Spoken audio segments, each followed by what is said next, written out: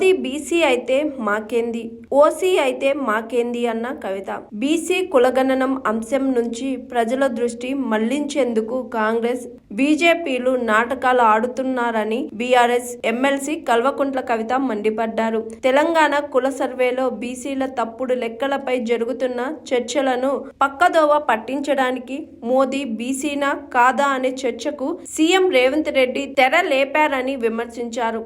రాహుల్ గాంధీది ఏ మతం అంటూ కేంద్ర మంత్రి బండి సంజయ్ ఆ చర్చకు కొనసాగించే ప్రయత్నం చేశారని దుయ్యబట్టారు. కాంగ్రెస్, బీజేపీలు ప్రజలను పట్టించుకునే పరిస్థితి లేదని అన్నారు కవిత.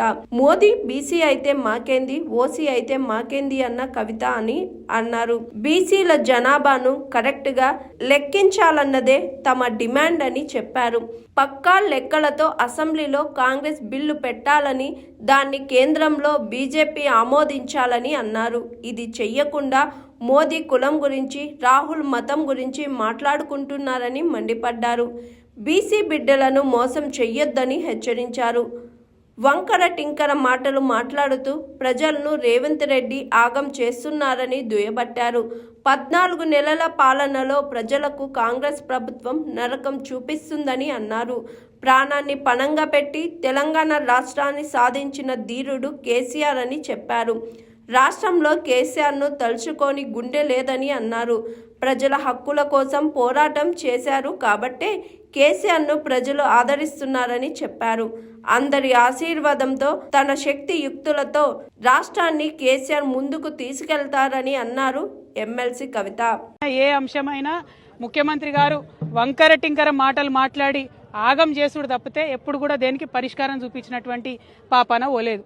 ఉదాహరణకు బీసీల గురించి లెక్కలు జరుగుతుంటే పెద్ద ఎత్తున అందరూ కూడా ఉద్యమం చేసిరు.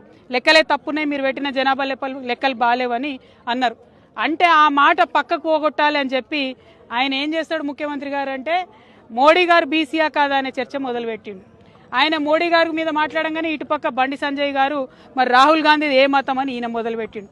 అంటే ఏంటంటే ఈయన ఆయనని తిడతాడు, ఆయన ఈయనని తిడతాడు, మధ్యలో మాత్రం వీళ్ళిద్దరు కలిసి ప్రజలను పట్టించుకునే పరిస్థితి లేదు. మాకెందుకు మోడీ గారు బీసీ అయితే ఏంది, కాకపోతే ఏంది, మాకెందుకు రాహుల్ గాంధీ గారు ఏ మతం అయితేంది, ఏ కులం అయితేంది, మేము అడిగేది ఒకటే, ప్రజల సమస్యలు పరిష్కరించండి. మీరు ఏదైతే జనాభా లెక్కలు చేసిరో అవి సరిగ్గా లెక్క పెట్టండి. ప్రజలకు ఏమైతే హక్కులు రావాలో అది సరిగ్గా ఇవ్వండి. మీరు బిల్లు పెట్టండి, కాంగ్రెస్ వాళ్ళు, బీజేపీ వాళ్ళు దాన్ని పాస్ చేయండి. ఇది చేయకుండా ఈ మోడీ గారిది ఈ మతం అని ఒక ఆయన, ఈ కులం అని ఒక ఆయన, రాహుల్ గాంధీ గారిది ఆ కులం అని ఒక ఆయన, మాకెందుకండి? మీరు ఇద్దరు కలిసి ఆడుతున్నటువంటి నాటకం, ఇది డ్రామా ప్రజలకు అర్థమవుతా ఉన్నది. అందుకనే ఇవాళ ప్రతి ఒక్కరు బీఆర్ఎస్ పార్టీని, కేసీఆర్ గారిని గుర్తు చేసుకుంటున్నారు. మీరు చిత్తశుద్ధితోని ఏం చెప్తే అది ప్రజలకు ఇవ్వండి, అంతేగాని దాని వెనకాల ఒక కుట్ర పెట్టి దాన్ని రాజకీయంగా వాడుకొని ప్రజలు హక్కులు అడగంగానే అటు నుంచి బీజేపీ వాళ్ళు వచ్చి మాట్లాడాలి, మళ్ళీ వాళ్ళని తిట్టుకుంటే ఇటు నుంచి కాంగ్రెస్ వాళ్ళు మాట్లాడాలి. మధ్యలో ప్రజల్ని మీరు అగౌరవపరుస్తున్నారు, అవమానిస్తున్నారు. కానీ మా తెలంగాణ బిడ్డలు చైతన్యవంతులు, రాజకీయంగా అన్ని చూసినాం కుట్రలు. తెలంగాణ ఉద్యమ టైంలో చూసినాం ఎవరేం చేస్తారు, ఎవరేం మాట్లాడతారని. మీ కుట్రలు నడవవు, మీ డ్రామాలు నడవవు. ఖచ్చితంగా జనగణన మంచిగా చేయండి. ఇవాళ 2వ రోజు జనగణన స్టార్ట్ అయ్యి ఒక్క అడ్వర్టైజ్మెంట్ లేదు, ఎక్కడ ఊసి లేదు.